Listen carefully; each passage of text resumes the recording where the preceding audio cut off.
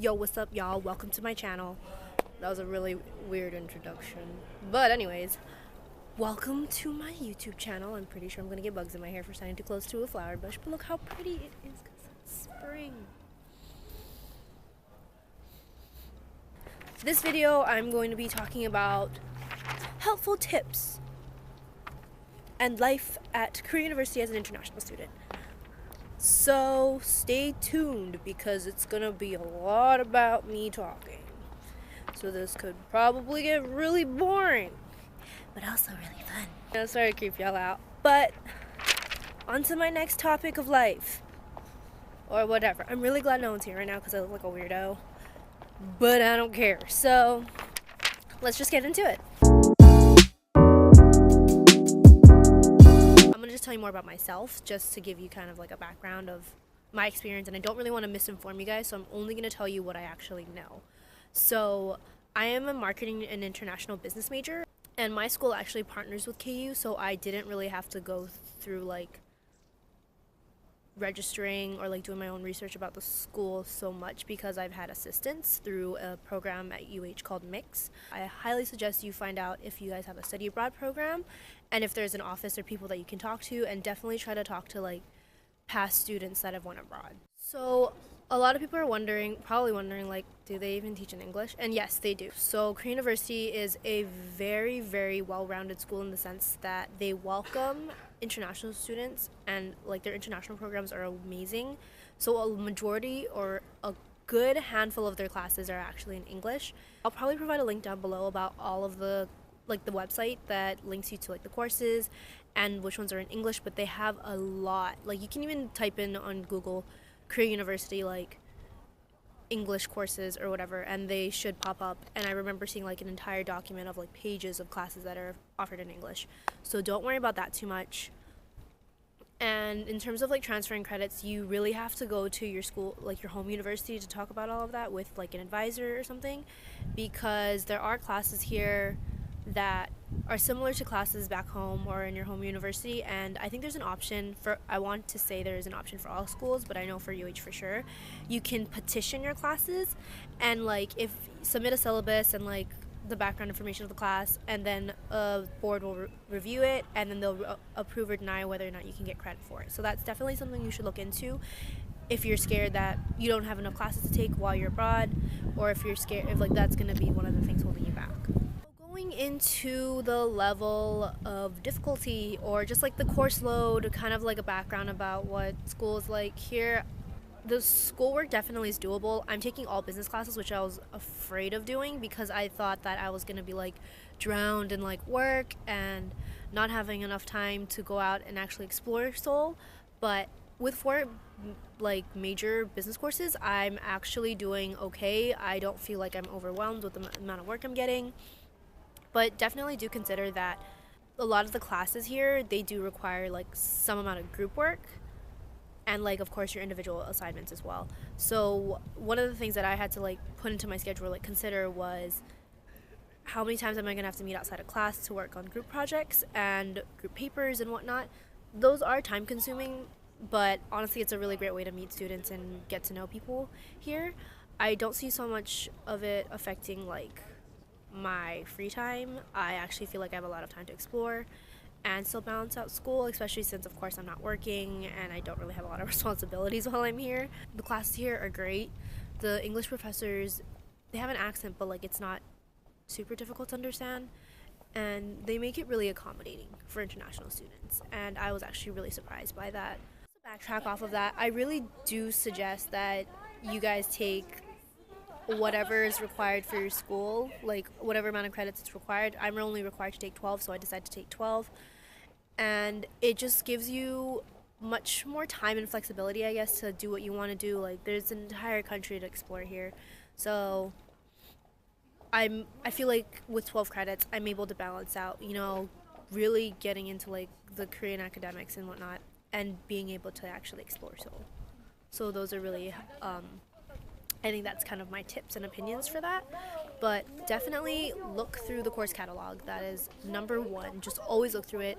Most of the classes that are offered every semester, so you just have to look for that. Look at the syllabus document, look at look to see what the professor requires, if there's group work, of course, and overall what the class is going to be like and what it's going to be about and what's expected of you. And then my third thing is when you are looking for classes, of course, make sure they transfer to your home school. Absolutely talk to an advisor.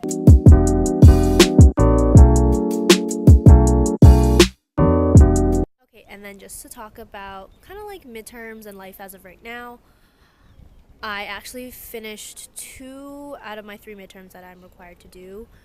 I have, well, my last class doesn't have midterms because I have like weekly quizzes. So that kind of just replaces the midterms.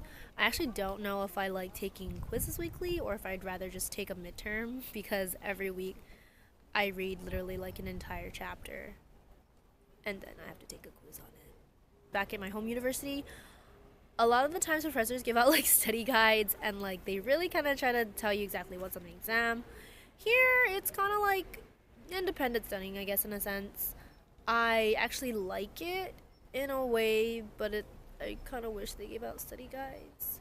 But it's at the point where you just gotta know everything. It's all in here, man. But midterms are totally doable. I think that they're equivalent to like tests back home. If not, maybe a little. Well, it's also depending on the classes that you take too. So since I'm taking all business courses, they're a little bit on the harder side, but it's honestly doable. I don't think the curriculum here should make you scared of attending Korea University because it is like one of like the more prestigious schools, I think. I know we're a private university, but I don't actually know like what our standing is. But I love the school, so regardless of where we stand, I think we're amazeballs. So talk about life as of right now. I was actually born and raised in Oahu, and I didn't leave the island since basically now. So it's been about 10 years since I've traveled outside of the state, let alone the country. So I was really nervous coming here thinking that I wasn't going to be able to handle it. I was going to have a really hard time transitioning, but it was honestly a lot easier than I thought it was going to be. Honestly, if it weren't for the people that live here or like citizens here, like I probably would have been outside freezing in the cold the night that I arrived, honestly. I actually have really funny stories about that, so I'll probably talk about that in another video. But you shouldn't have any trouble with that part of being here. And also, Korea is a relatively safe country. I don't feel scared. A lot of my friends actually just leave their belongings while we're studying and they don't take it and they're just totally okay with that. And I'm like, what? I'm so not used to this. I always just pack up my stuff, even when I have to use the bathroom. Like that's one of the things I hate. When I have to use the bathroom when I'm studying by myself, I have to pick up all my belongings, go to the bathroom, and then come back and lay out all my stuff again. But people literally just leave their stuff out and no one takes it. And I'm just like, shook it. But it's a relatively safe country. Even at night when you're walking alone by yourself, I honestly don't feel not safe. So that's a really great feeling to have. Oh, like I actually don't know much Korean. Actually, I literally know the basics. So the basics of saying thank you, hi, bathroom, where is that? You honestly don't need much Korean to get by. Like don't be afraid if you don't know any Korean, like to come here. It's really a majority of the people speak English here as long as they're like under like 35. I want to say like that's like the age bracket. I'm gonna just guess. But any older adults, of course, it's going to be harder for them to communicate with you if you only speak English.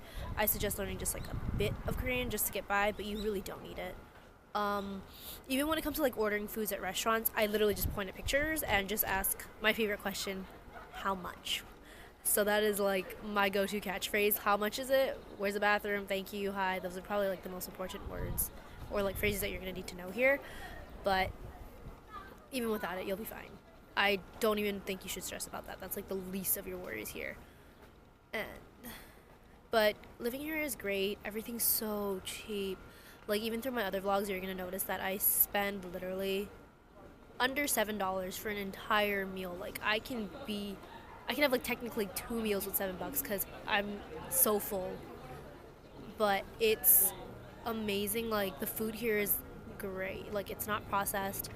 It's not super unhealthy, and it's just I'm just comparing it to back home, like back in the States. Like it's so nice to eat food that's fresh. It honestly just feels like you're going to like a Korean grandma's house and you guys are just eating a meal. So it's really amazing in that aspect. I'm honestly probably gonna miss. I am going to miss how much food costs here and how good it is. The street food's amazing too, but oh god, it's so good. I'll be so sad when I have to leave because I'm not looking forward to paying $12 for a meal that can literally feed a baby guinea pig. That's just like my one complaint about going back home. Let me see. What else is there to talk about? I feel like that's like the only thing, like food and like transportation. It's so easy to get everywhere. Honestly, if you want to get somewhere, just hop on the subway, hop on the bus, you there. Just takes maybe a while, but other than that, it's chill. The weather here, actually, since I'm studying abroad in spring, the school semester rolls from March to June, and it's weird because I thought that it was gonna be hot by now, but here I am. It's like 65 degrees Fahrenheit, and I'm just like, when's summer coming? Like, when does it get hot? But apparently something's weird this year in particular. It literally snowed in April, which was unheard of, but it's a lot colder than it usually is in previous years. So that's just one thing to consider, like weather, what to bring, kind of like clothing wise. I'm probably gonna do an entire like overall, that's kind of all I wanted to go over. I'm going to post another video later about more in depth about Korean University, life here, like everything. Like I just briefly went over just a few things that I want to talk about, which I'm going to talk about in a later video. But I was just like, I had some free time and it's a really pretty day, so why not? I'm actually going to go to the office right now to turn in my alien registration card, and then I'm going to go hit the gym. So yeah. Let me know if you have any questions or comments or concerns about studying abroad, and I'd be so glad to answer any questions because that's what I'm not technically here to do that, but I'm putting myself out here for people to ask me questions about it. So please feel free to ask, and yeah, good luck to y'all that want to study abroad, and then thank y'all for watching, because that was a bunch of information and a lot of me talking for a long period of time. So if you guys like this video, or even y'all want to subscribe, just kidding, but yeah. Thank you guys for watching, and I'll see you on my next vlog, video, or whatever I feel like editing and posting, because right now homegirl's been a little lazy, but that's also because I had midterms. So signing off.